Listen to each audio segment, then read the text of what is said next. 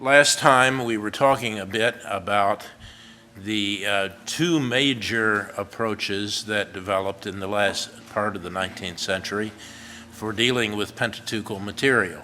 The first is Wellhausen, who is usually credited with popularizing at least the source critical method. That is, that there are four literary sources that are involved, and he was largely responsible for making an argument for the relative relationship among those four sources. It's important to keep that relative part in mind.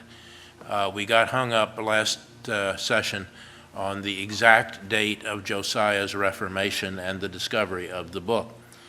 If you had looked at the book of Kings, you would have gotten, or calculated, because it's not in there, of course, you would have calculated a date similar to the one that I gave you, plus or minus a year or two. If you had looked at the book of Chronicles, you would have seen a totally different account of Josiah's Reformation. Wellhausen, as did many 19th century and early 20th century scholars, assumed that when there were differences between the book of Kings and the book of Chronicles, the book of Kings was to be preferred, and that the chronicler has a very specific agenda. This assumes, as it turns out quite wrongly, as we'll see when we get to the Deuteronomistic history, this assumes that Kings has no particular theological agenda. And all you have to do when you read Kings is to trip on those theological agendas as you go through it. It's heavily oriented toward a particular theological agenda, which is explained to you by the book of Deuteronomy itself. So now scholars don't know, frankly, which of these two sources is chronologically accurate.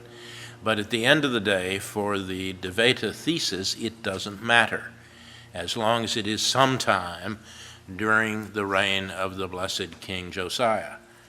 And the dating of these sources is, for the most part, relative.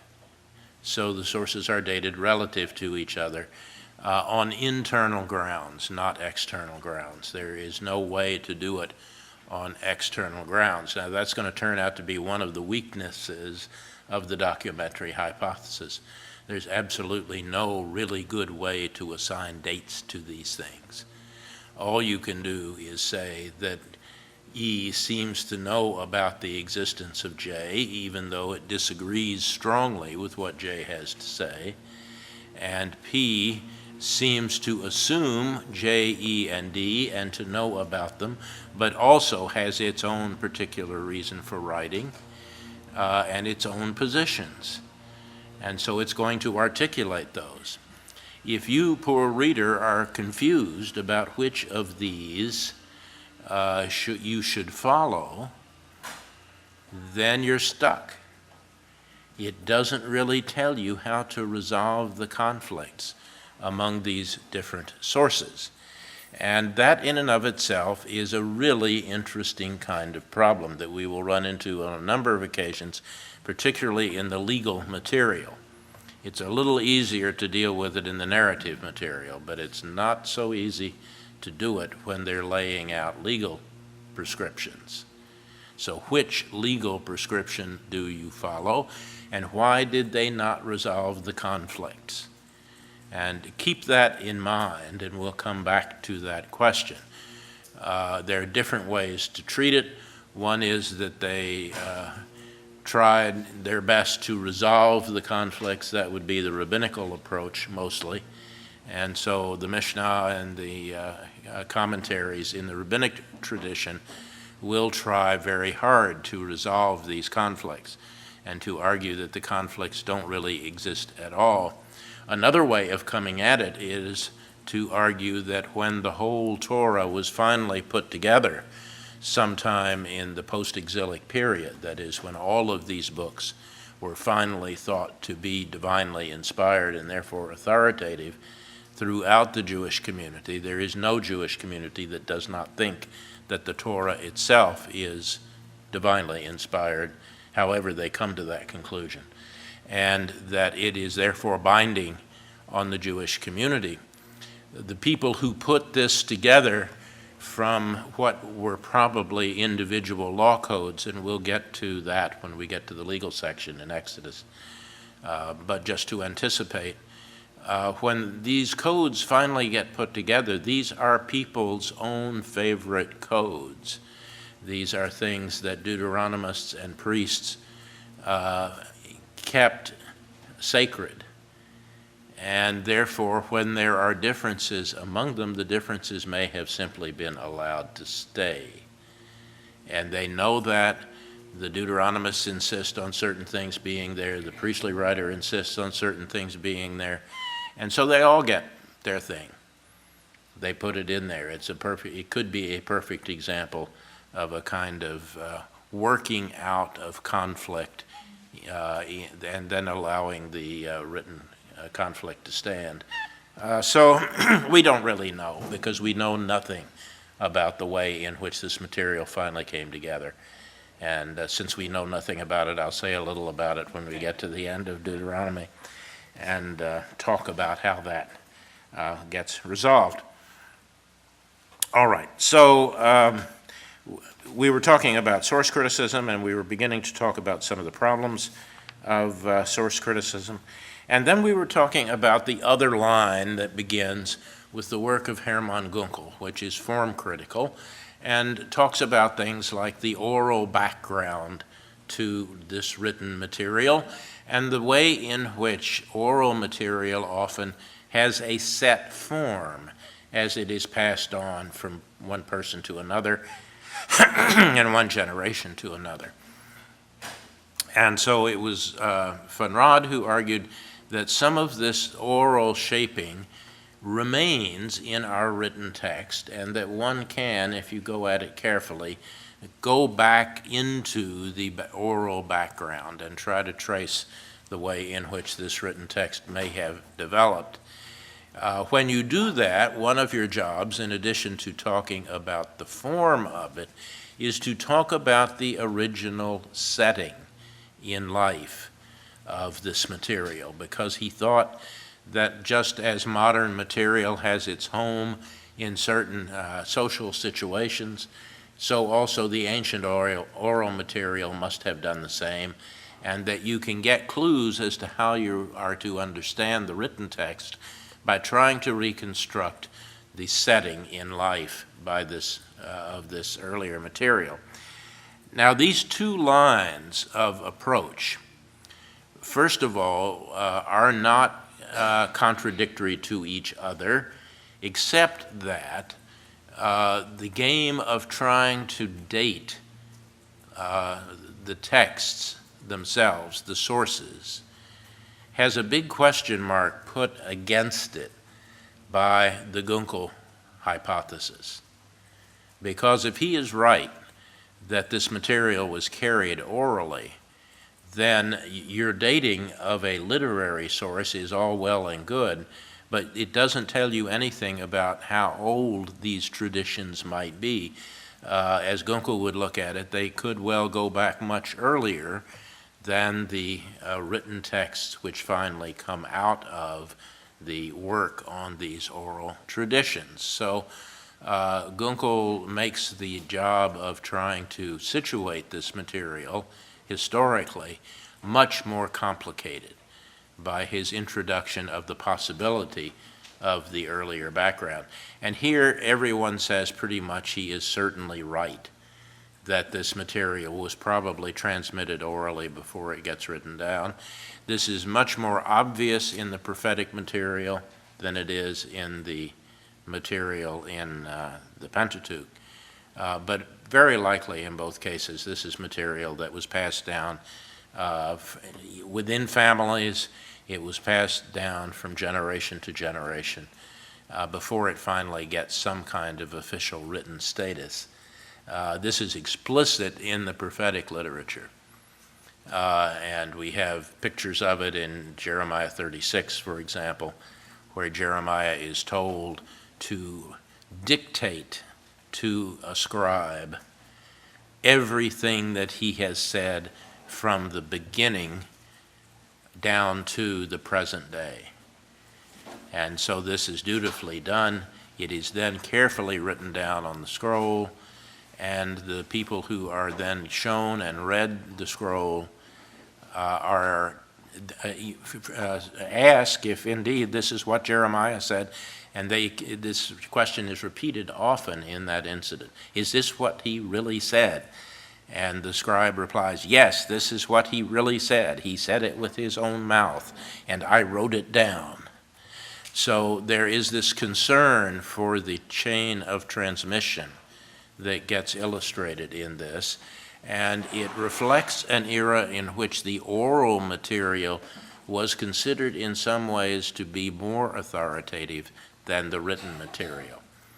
The written material was thought to be subject to scribal manipulation in a way that bothered people. Earlier in Jeremiah himself will complain about what he calls the false pen of the scribes, which has made God's Torah to be something else than what it originally was. So the possibility of fooling around with the written text is something that is recognized already that early as a grave danger, and why they have this very elaborate way of relating oral and written material. They're quite conscious of the way in which one can manipulate this. Now, of course, one can manipulate oral material just as well as you can manipulate written material. And they're not dumb. They know this. But they are trying to come up with ways to guarantee accuracy within the process of transmission, because the material itself is important, and therefore you have to be careful with it. This will become absolutely obsessive in the rabbinic period with the work of the Masoretes, who copied the text and devised all sorts of complicated ways of making sure that they copied it accurately.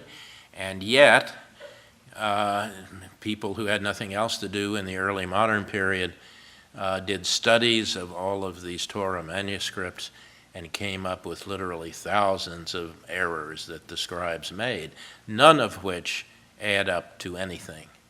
They are simply normal mistakes that people make in copying, and when you see them, you know exactly what they are, and you know how they arose, and you are not bothered by this, because they don't really mean anything. There is nothing important that hinges on those kinds of errors. And so you have volumes that came out in the 17th century and the 18th century listing all of these, and the rabbis had their own private oral version of the same thing.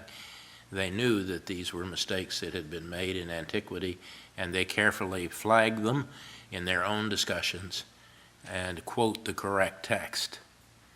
So this whole business of authority, transmission, and so on is something that is more and more interesting to people, particularly with respect to the Torah, because of its importance within the Jewish community. So all of this, all of this Gunkel and Wellhausen were totally oblivious to. The field is not yet ready to worry about that kind of thing. But if you pick up articles today, you will find very likely that this kind of an issue is one that is current within scholarly discussion. So be prepared for it, and realize already when we start talking about sources and literary forms and so on, that there is a great field of problems there that we are not touching. And you can worry about those on your own later on. All right, so there develop out of these two major figures these two major approaches, a kind of source-critical approach and some kind wrongly called a literary approach. When you use the term literary approach today, you really mean a literary reading of the sort that Robert Alter would give you. and that just confuses things. So it's better to call this a source critical approach than anything. So there are problems that develop in both lines of transmission and development. And I've already referred, I'll just sort of refresh your memory, I've already referred to some of the ones that are associated with source criticism. And I've just said that immediately Gunkel problematized some of source critical approaches by talking about oral background and so on. But this did not discourage the source critics. The source critics continue to do what they do all the way up, and certainly through the 1950s. And sort of the last gasp of this is the Genesis volume by Simpson in the Interpreter's Bible, the first edition of the Interpreter's Bible. After that, you don't see a lot of this kind of careful work with individual subsources. The basic Wellhausen thesis, however, survives all the way up into the present day, where it has been revived by Joel Baden, among others, and Baruch Schwartz, in what has come to be known as the Neo-Wellhausen approach. It has its own characteristics. It is subject to some of the same criticisms that the original version would be subject to, but there are certain things that the Neo-Wellhausenists do not do, which is a kind of improvement on the original Wellhausen hypothesis. For one thing, they don't subdivide sources, so they're not proliferating sources. They're working only with 4 sources, period. They're also assuming that the 4 sources are more or less coherent in their own original form, and that when they are put together by one editor, not 3 or 4 editors, when they are put together by one editor, some material is either overlapped, duplicated, or left out. So what we have is a maximalist Torah. So we have everything that they had, but it may not, as in some cases, this material may have been duplicated by other sources. In some cases, it is original only to one source, but what we have in our Torah is the totality of it. So that means that where the priestly writer has a flood story, we have that. Where the Yahwist has a flood story, we have that. And they are put together sometimes in a very messy way, which is a comment about the editor, not about the original sources. If you disentangle them, they make sense, according to the Neo-Wellhausenists, in their own terms. The same with the creation stories, which is where this whole discussion began, and which we will revisit momentarily, where we have a priestly version of creation and a Yahwist version of creation, and they are very different things. And our text includes both of them because that was the maximum variation that they had to work with. So they give us both these things. When in doubt, don't pick one. Put both of them in there next to each other. And in a sense, this resonates with the kind of rabbinic interpretation that we were looking at when we looked at that Mishnah, where I pointed out to you that in the rabbinic discussions, all of the different opinions are represented. And they may finally tell you which way the rabbis finally decide, but when the rabbis finally decide on something, they do not eliminate the other discussion. It remains for future generations, and in that sense, it's very much like the dissents on the Supreme Court. If you're in law, you know that quite frequently what turns out to be important in the later discussion, the later legal discussion, is not so much how the Supreme Court decided a particular question, what the winning argument was, but what the dissents were and who wrote the dissents. And quite often it will be the line that grows out of the dissent that turns out to shape the law for the future. There are certain justices who are famous for their dissents and their influence on later law. And the same thing may happen in rabbinic discussion, where It's decided one way early on, and then later on they go back and they look at the losers in there, and they decide that the losing opinion makes more sense to them now, and so they will take that. And that develops into a whole strain of law. The Neo-Wellhausen position has some differences that you need to recognize from the original Wellhausenist view of things, but they're still playing in the same ballpark.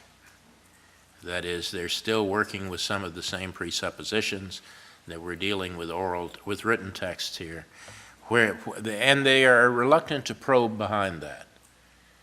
How those came to be, what their history might have been, are questions so far that this school has not gone into.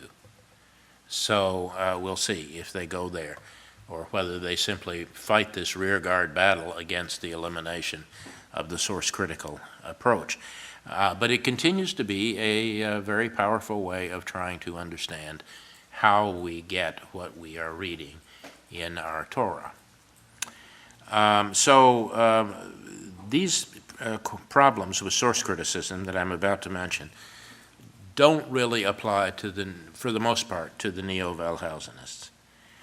Keep that in mind. And I've already talked about the first one, the proliferation of sources. Almost everyone who works in source criticism will find one or more additional sources that Wellhausen did not recognize. And this is particularly common with the Yahwist and the priestly writer. And they will decide that there are really strains of literature that don't seem to fit with the Yahwist, but they don't fit with anything else either, and therefore they must be another source. So you get all of these J1, J2, J3, P1, P2, and so on at its height all the way up to 15 on P, where they thought they could distinguish that many different levels in the priestly material, particularly in Leviticus. Virtually no one goes that way now. That's a way of approaching this that simply recognize that the material is more complicated than we thought, that it doesn't always yield to these kinds of simple analyses, and that's just the way it is, and it's better to recognize that and say, well, this just doesn't fit with the pattern. And so it's something else, but lives are not going to be lost because of that observation. There's probably nothing important or at stake in that. So keep that in mind when you have trouble doing source criticism on your own, that very likely you have to stop eventually with this game and say, does it really make any difference whether this is J or E? And the answer is probably no, not really. But that is what tends to happen in the source critical tradition. It gets more and more of this proliferation of sources. The second thing that you need to remember, I've also already referred to, and that is that the grounds for the division among the sources was somewhat fuzzy when it was originally introduced and remains somewhat fuzzy. And by that I mean that there is no or very few really good foolproof ways of identifying this material. So I will give you an example. The first example is a place where the whole discussion began, namely the alternation of divine names in Genesis. The use of Yahweh or Elohim in Genesis is thought to be a distinctive marker of either the priestly or the Elohist source, and you can distinguish which one it is on the grounds of what else the source is interested in. So if you get a narrative that uses Elohim as the deity's name, but it resembles otherwise the Yahwist, the only difference being the difference in names, we're probably dealing with the earlier Elohist. So it is the E source and not the priestly source. The priestly source has its own characteristic markers, and if those are present, then we're dealing with a priestly text.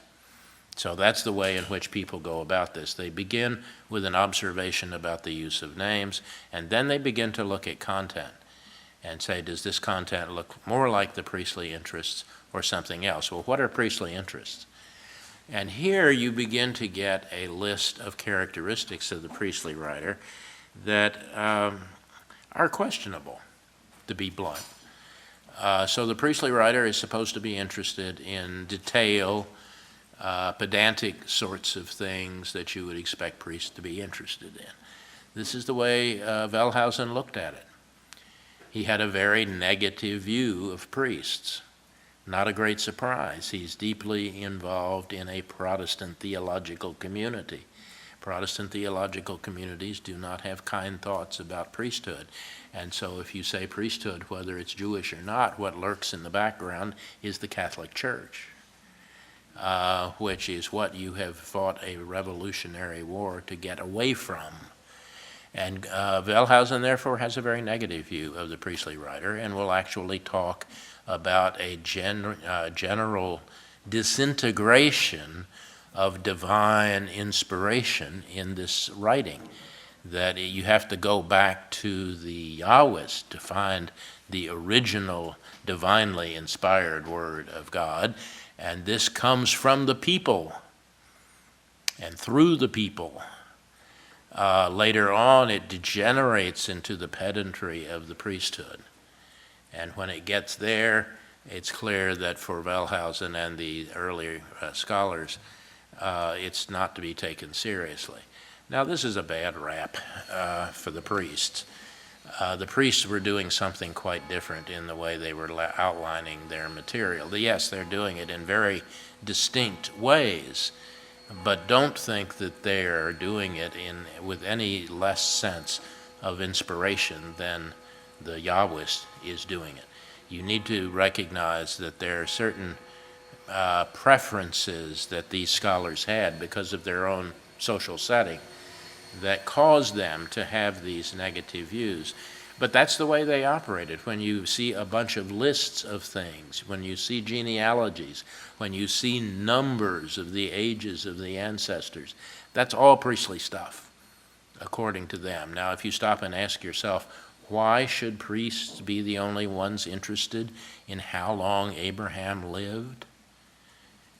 Is that a fair judgment to make just because they're concerned about chronology, that therefore it must be priestly? No, that doesn't make any sense at all.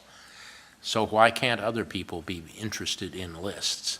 Why can't other people be interested in this kind of detail? Just because it's going into detail about how you do a sacrifice, were the Deuteronomists or the Elohists any less concerned with that kind of an issue? We don't really know. So much of the identification of P over against E when they're using the divine name Elohim grows out of this effort at assessing the contents. You get thrown back very quickly onto this business of trying to assess the contents. Remember this when you're working your way through the flood story and how you go about it. Also, please remember that once the divine name Yahweh is introduced to Moses in Exodus, the very beginning of Exodus at the burning bush, then the distinction between Yahweh and Elohim disappears from our Torah. After that, the two terms are used interchangeably, and they are no longer markers for literary sources, which means that the firmest foundation for the separation and identification of sources, namely the divine names, the place where all of this began, only works really in Genesis. It doesn't work very well after that. So keep that in mind and recognize that the grounds for doing this reflect often a kind of modern mentality of the interpreter more than it might the original users of this material. The third problem with the source critical approach was that it becomes too mechanical. It begins to look too much like the German professor sitting in the Arbeitszimmer and working on his next book. And the question has arisen more than once in this whole enterprise, whether people really create literature in this way.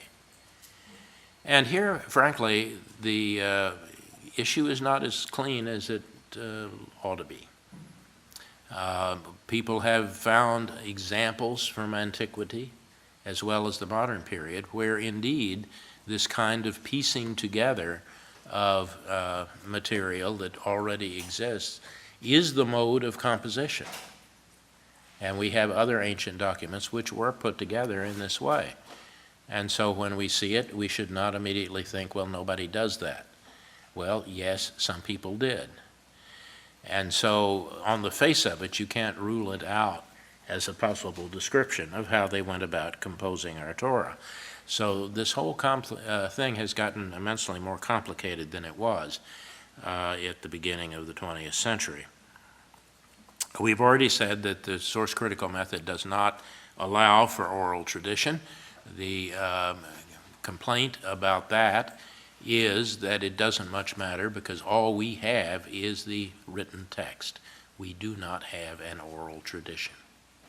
And we cannot get it or get at it except through the written text. And we need to keep reminding ourselves of that. The written text is our only access to what is going on, like it or not. That's what we finally have to start with because that's what we've got.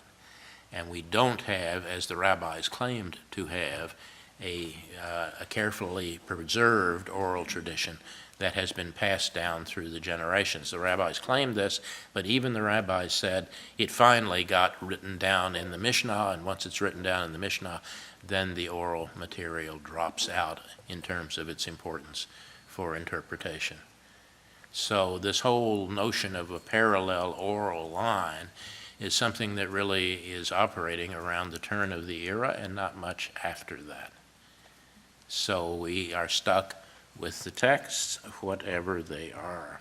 Is this something that the Mishnah says explicitly, or is it just that? Oh yeah, they do.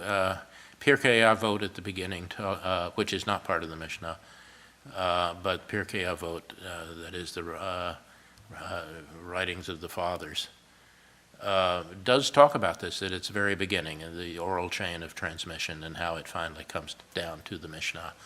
And the Mishnah for them is a written text. So they are quite explicit about it. All right, so it also finally, and this is the biggest problem, it does not deal with the question of the overall structure of a Pentateuch. Why should somebody write a Pentateuch? You stop and think about it. I mean, why should the Pentateuch look at the way that it looks? Is there some reason for the way the whole is shaped? And that's not an obvious question, does it have an obvious answer? It's one that these early scholars did not raise.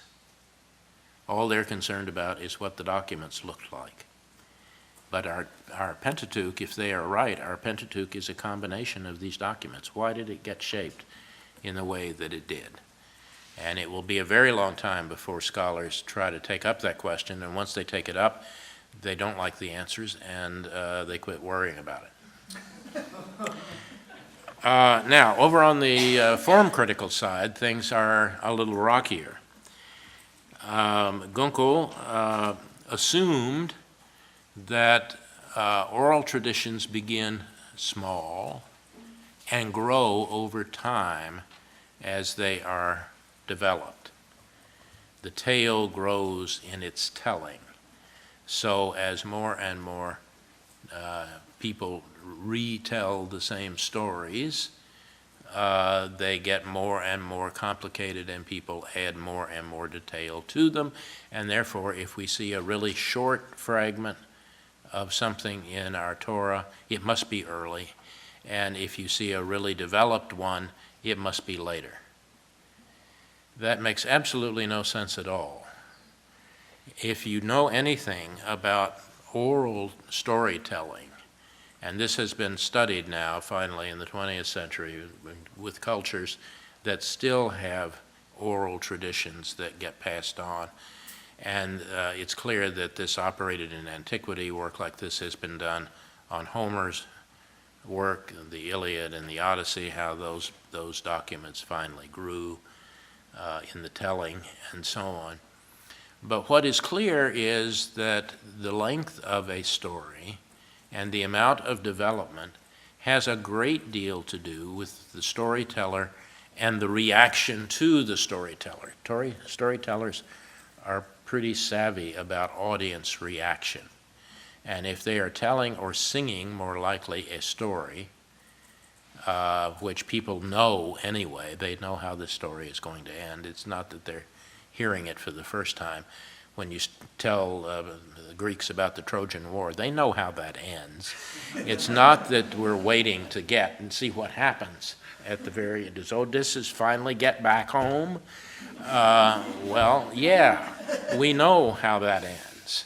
You're telling this to people who have already heard it, and they know. So the audience is going to be entertained not just by the storyline, but by the way in which the singer develops this. And novelty in the development, importance of keeping the interest of the audience is a major item on the agenda of the singer. So when the singer looks out there at the audience and people are beginning to nod off, it's time to get away from the catalog of the ships and talk about something else. They really don't want to hear about the ships. We've done this, and they're just not interested, so we're going to tell them something else. Let's move on to another episode. And storytellers are very sensitive to this. If you've ever seen a genuine storyteller, it still exists in some cultures, particularly in the South. You still get, back in the hollows in Appalachia, you still get people who transmit these stories. My grandfather used to tell wonderful stories, most of which I'm sure were not true. But he told them so well that you thought they were true and ought to be true, even if they weren't. And you still find people who can do this, but they are very sensitive to their audience. And with the right audience, they know exactly what they can develop and what they can't. So stories vary when they are told, and they don't always migrate from small to large. Sometimes they jump to the chase and just cut out episodes entirely because the people don't seem to be interested in them. So this is all much more complex than Gunkel originally thought, which you can't fault him for. I mean, he was working on the kind of folklore research that the Grimm's brothers had put together, and that's the way he thought this material worked. It's only later when we begin to have, in the WPA period in this country, in the 30s during the Depression, where the Smithsonian finally put federal money into collecting folk material around the Appalachians primarily, but also out west. There's just a trove of this material. And there's lots and lots of evidence if you really get interested in this. And at Harvard, they began studying the Scandinavian folklore recitals and so on, and other cultures where this pattern of transmission still survives.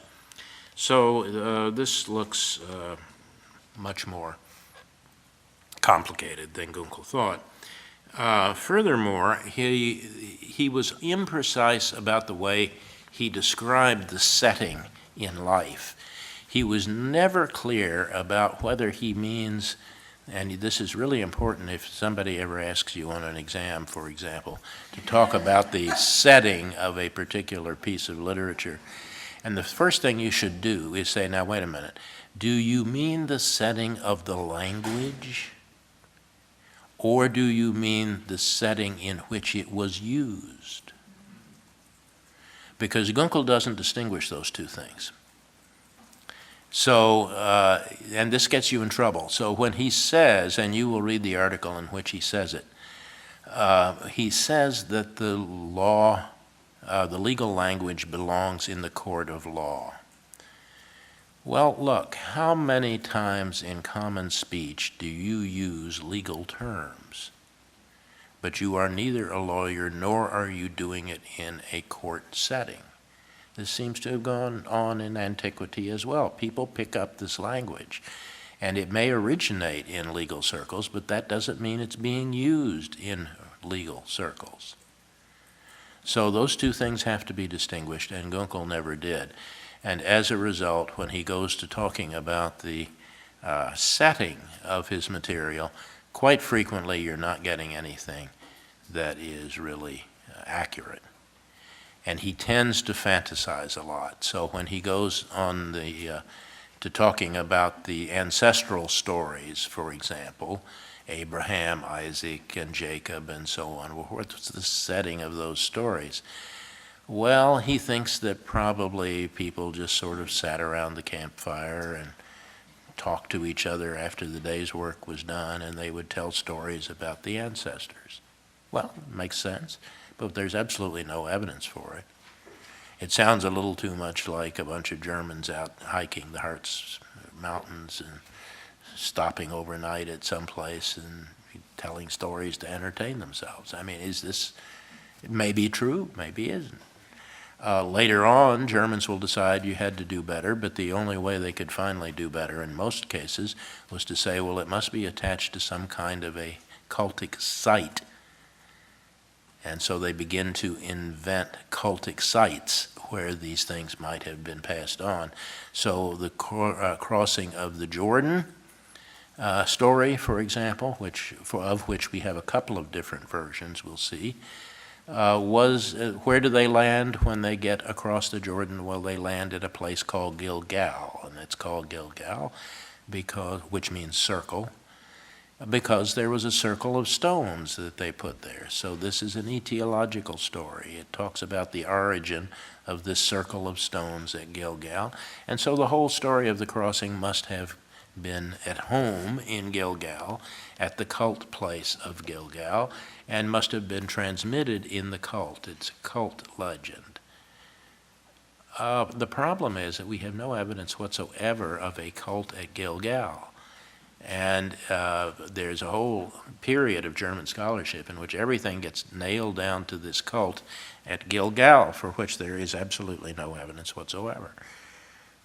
So this sort of thing is likely to go on the form critical side if you're not careful. So there's a great opportunity to fantasize about this. And the form critics are open to doing that. Form criticism also, as is often the case with the literary approaches, ignores the overall structure of things. So this typical oral thing, again, following Gunkel, they thought was short, ignoring completely the evidence that an epic like the Odyssey was performed. That's a long piece that goes on a really long time. So it's not just that, it's got to be under 250 words or they can't remember it. That's just dumb.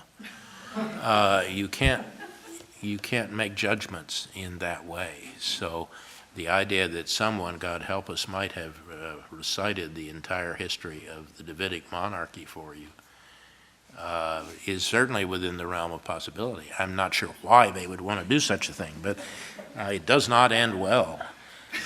So I'm not sure why they would want to do this. All right, so I've talked a little about recent trends. I want to highlight two of them because of their importance and the role that they still play. The first is the work of Gerhard Frunrod. He writes a book on the history of Israelite religion and the Credo. And he's writing this pretty much without reference to a library. He was part of the Confessing Church during the Hitler period. He was thrown out of his university position as a fairly young man, and so he spent his time as a pastor somewhere. And while he was there, he writes a book. It was a very German scholarly thing to do. And he propounds a theory about how the final shape of the Pentateuch developed, and it has been a very influential theory. It was popular all the way up through the 20th century, I think, probably, and you would run into it. And so I want to comment on it. In it, he asks the question, out of what does the Pentateuch grow? Now, this is a very form critical question, because it implies that something small must be the origin of our present Pentateuch. This is a typical Gunkel question. And so he's not beyond that, but then he's doing this in the late 1930s, and he's not up on current scholarship, because current scholarship in Germany has come to a crashing halt. There are no journals being published. There is nothing going on. It's a dead period. Take a look at any of the standard journals in German between 1940 and 1945, and you'll see that it just isn't much there. It's not just that we don't have it, it's just not there. So he does this, and at the same time, a slightly older colleague, Martin Noth, is also writing out the war and writing a book. When the war is over and they find out what their respective times away have been leading to, they immediately say, well, of course we agree with each other. In fact, they don't. They are on totally different wavelengths, and it's important to understand that, because some modern work that claims to be in agreement both with Van Rad and with Noth on this question of formation claims that both are correct, and they cannot both be correct. You have to take one or the other. And so Van Rad argued that the Pentateuch grows out of what he called an early cultic confession, or credo, using the English word for the first words of the creed, I believe. And he says this was the origin of the Pentateuch. It is a miniature version of the entire Pentateuch. He finds three examples of this thing. The most famous one is in chapter 26 of Deuteronomy, beginning around verse 5b and going through verse 9. He also finds one in Deuteronomy 6, 20 through 24, and in Joshua 24, basically the whole chapter, 2 through 13. Let me read you a little bit of Deuteronomy 26. This is what the people are to do when they cross the Jordan. When you come into the land which the Lord your God gives you for an inheritance, and have taken possession of it and live in it, you shall take some of the first of the fruit of all the ground which you harvest from the land that the Lord your God gives you, and you shall put it in a basket, and you shall go to the place which the Lord your God will choose to make his name dwell there. And you shall go to the priest who is in office at that time, and say to him, now here comes the credo, I declare to you this day that to the Lord your God, that I have come into the land which the Lord swore to our ancestors to give us, and then the priest will take the basket from your hand and set it down before the altar of the Lord your God, and then you will make a response before the Lord your God. A wandering Aramean was my ancestor, and he went down into Egypt and sojourned there, few in number, and there he became a nation, great, mighty, and populous. And the Egyptians treated us harshly and afflicted us, and laid upon us hard bondage. Then we cried out to the Lord, the God of our ancestors, and the Lord heard our voice and saw our affliction, our toil and our oppression. And the Lord brought us out of Egypt. You can hear the music swelling in the background. John Williams, I think, probably. And the Lord brought us out of Egypt with a mighty hand and an outstretched arm, with great terror and signs and wonders, and brought us into this place and gave us this land, a land flowing with milk and honey. So that's the credo, and he says out of that, all of the Pentateuch finally grew. Now there's some things missing, you will have already noticed. There is no creation account. There's no flood account. The ancestors are not named. The wandering Aramean seems to be Jacob, who spends some time in Aramean territory, nothing about Abraham, Isaac, nothing about a trip to Sinai. All of that material, therefore, Conrad concluded, was secondary. And since the whole thing talks about going into the land which God promised, Deuteronomy does not end that way. Deuteronomy ends with the people in Moab ready to cross over the Jordan. They don't cross it until Joshua. And therefore, he said, there must have been a completion to this story of the Pentateuch, which was the Jordan crossing. And therefore, we must have originally had a hexateuch in mind, and there were 6 books, and so we've got to take Joshua into account.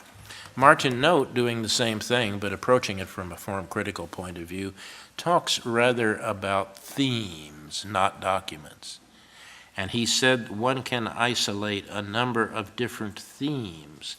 And to talk about the themes, it would be things like the promise to the ancestors, the exodus from Egypt, the wandering in the wilderness, the revelation at Sinai, the entry into the land. These were all, he said, individual themes that were eventually put together.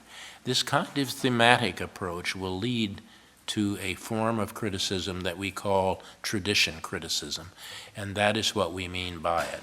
It is the study of themes and ideas as opposed to the study of documents or literary forms. So the two people, Gunkel and Note, are going to give rise to 2 very different interpretive lines that spread out, both basically from Gunkel's form critical approach. And one is going to be talking about a hexateuch rather than a Pentateuch. And Note will then eventually say, and we'll get to this when we talk about Deuteronomy, that all of these themes get worked out, with the exception of the crossing into the land. They all get worked out within the first 4 books of our Pentateuch, and Deuteronomy is then the introduction to the development of the last theme, which is the crossing into the land that was promised.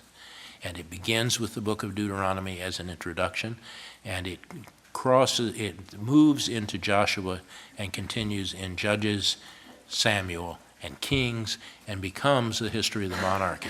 So he talks about a Deuteronomistic history, of which the book of Deuteronomy is an introduction, and therefore Deuteronomy is not to be considered part of the Pentateuch, but the first 4 books make up what he thinks of as a Tetrateuch, that is, the 4 books.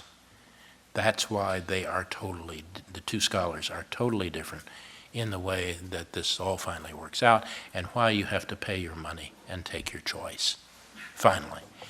The other, I've put names on the board that I'm not going to go into, the beyond Note. This tradition historical approach of Note gets worked out by Rentorf and most of the modern German scholars as they are thinking about the Pentateuch. So for them, the Pentateuch is made up of these themes, and so they become Notians when they do their modern work. And you'll see that all the way down to this day, with a sharp division between the people who are still doing Wellhausen sort of literary things and the people who are working on these traditions, which is most of the active German scholars. They also, there is a trend toward late dating for all this material. They think it is all exilic or later, and that has become a major issue within the discussion. So next time I want to start reading with you, and we're going to start reading with Genesis 2. So you will need a Bible, and you will follow along and see if you recognize anything.